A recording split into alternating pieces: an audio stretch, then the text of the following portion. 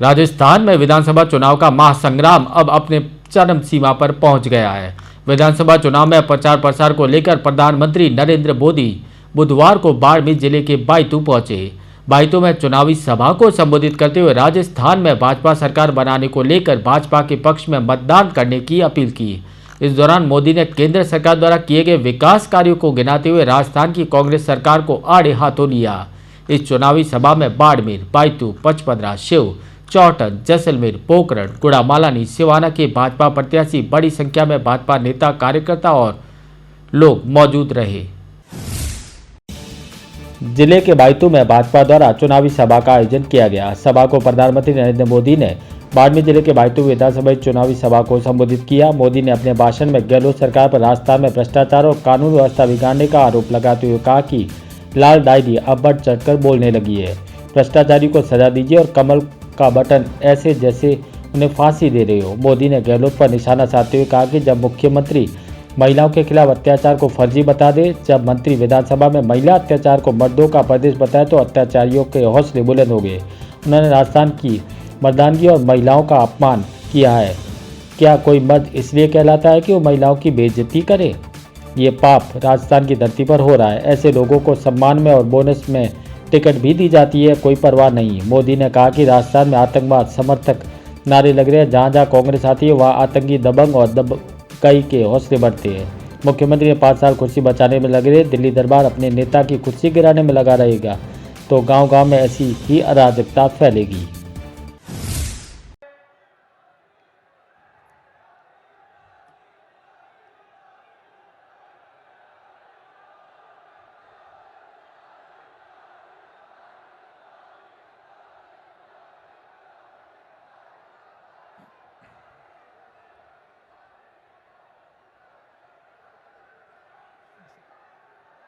सभी कार्यकर्ता अपना मोबाइल बाहर निकालेंगे, लाइट भी करेंगे।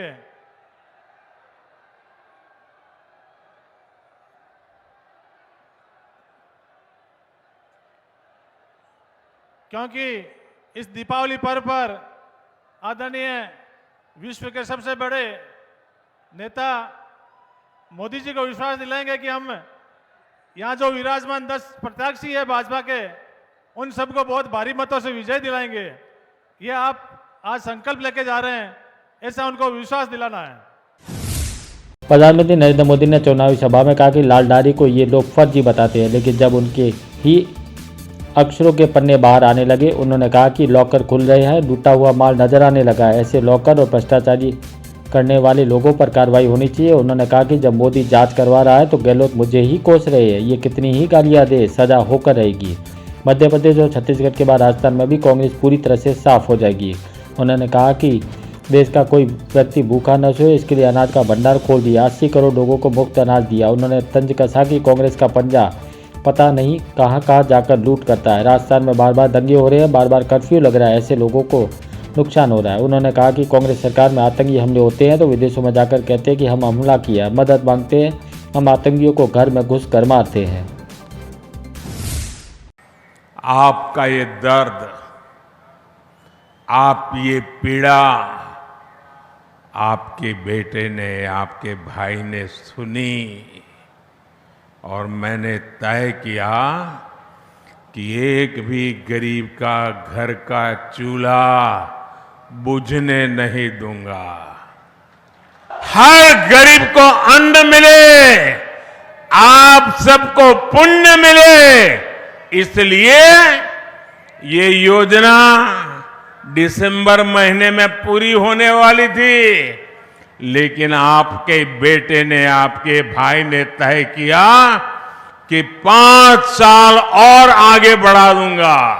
मुझे बताया गया है कि बाड़मेर, जैसलमेर में अनेक गांवों में काम भी नहीं हुआ और पेमेंट भी हो गया। गरीब को धोखा देने वाली कांग्रेस को यहां एक पल भी सरकार में रहने का हक नहीं है। आप मुझे बताइए, ऐसे लोग जाने चाहिए कि नहीं जाने चाहिए? जो आपके हक का लूटते हैं वो जाने चाहिए कि नहीं जाने चाहिए? जो जनता के पैसों में चोरी करते हो वो जाने चाहिए कि नहीं जाने चाहिए? साथियों, गरीब को सुविधा देने वाली हर योजना का लाभ हर लाभार्थी तक पहुंचे, इसके लिए केंद्र सरकार आपके गांव, आपके दरवाजे पर आ रही है। प्रधानमंत्री नरेंद्र मोदी ने बायतू में भाजपा प्रत्याशी बालाराम मूड के समर्थन में जनसभा संबोधित किया। इस जनसभा में प्रदेश अध्यक्ष सीपी जोशी, केंद्रीय मंत्री गजेंद्र सिंह शेखावत, भाजपा प्रत्याशी बालाराम मूड, आदूराम मेघवाल, स्वरूप सिंह खारा, के विश्नोई, दीपक कड़वासरा, अरुण चौधरी, हमीद सिंह बायल, महेंद्र प्रतापपुरी महाराज, छोटू सिंह समेत कई वक्ताओं ने संबोधित किया। लाल मोदी के इस जनसभा में हजारों की संख्या में लोग पहुंचे और मोदी के भाषण के दौरान लोगों ने कई बार तालियां उठाई।